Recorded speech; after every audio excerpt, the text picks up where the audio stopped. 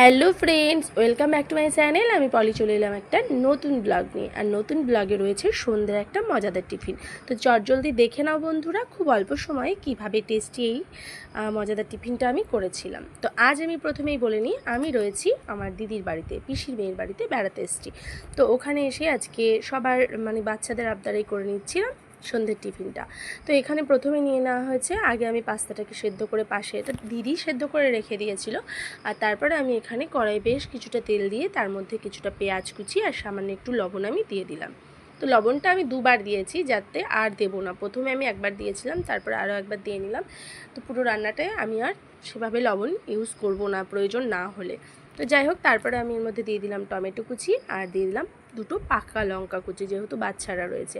আর এখানে 4টে ডিম আমি আগে থেকে ফাটিয়ে নিয়েছি। তো সেই ডিমটাকে এর মধ্যে দিয়ে ভালো করে ভেজে নেব। তো তোমরা কে কীভাবে করে থাকো অবশ্যই একটু কমেন্ট করে জানিও। আমরা কিন্তু যখনই পাস্তা করি আমি তো এভাবেই করে থাকি।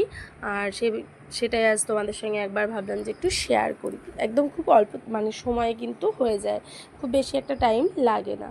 তো যাই হোক বন্ধুরা, এইভাবে ডিমটাকে আমি ভালো করে ভেজে নেব। আর একটা কথা না বললেই নয়, যারা সবসময় আমার ভিডিও দেখো, তোমাদের যদি আমার ভিডিও ভালো লেগে থাকে প্লিজ বন্ধুরা একটা কমেন্ট রেখে যেও। আর যারা নতুন দেখছো, যদি কিছু ভালো লেগে থাকে তাহলে অবশ্যই চ্যানেলটিকে সাবস্ক্রাইব করে সাথে থাকা বেল আইকনটি বাজিয়ে দিয়ে পাশে থেকো। তো এরপর আমি যেটা করলাম, এর মধ্যে সেদ্ধ করা পাস্তাটাকে দিয়ে ভালো করে এটাকে এবার আমি ভেজে নিচ্ছি। তারপর আমি এক এক করে এর সঙ্গে অ্যাড করে দেবো কিছুটা মশলা আর কিছুটা সস। তো যাই হোক, প্রথমে আমি এখানে দিয়ে দিচ্ছি কিছুটা জিরে গুঁড়ো আমি দিয়ে দেব। আর সব সময় এর মধ্যে একটু জিরে গুঁড়ো, ধনে গুঁড়ো এগুলো দিলে কিন্তু ভালো লাগে খেতে, একটা আলাদা রকম টেস্ট হয়। তো যাই হোক, আমি আজকে এখানে কোনো রকমভাবে ধনে গুঁড়োটা ইউজ করছি না, শুধুমাত্র জিরে গুঁড়োটা দিচ্ছি। তো গুঁড়ো করা জিরেটা দিয়ে তার মধ্যে সয়া সস আর টমেটো সস দিয়ে আমি এটাকে ভালো করে ভেজে নেব।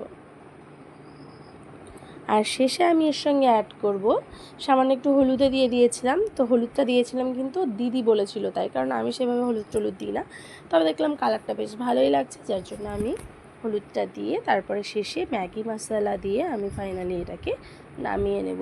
আমাদের কিন্তু রেডি হয়ে গেল পাস্তার সন্ধ্যের একটা মজাদার টিফিন। তো তোমরা সন্ধ্যাবেলায় কে কী টিফিন করো একটু কমেন্টে জানিও।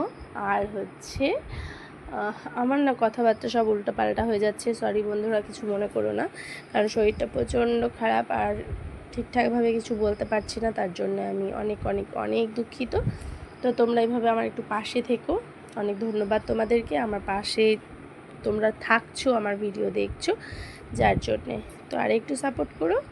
আর আজ আর কথা বাড়বো না, ভিডিওটা শেষ করব। তো তার আগে দেখিয়ে দিই, সবাই সবাই একদম থালায় প্লেটে নিয়ে বসে পড়ে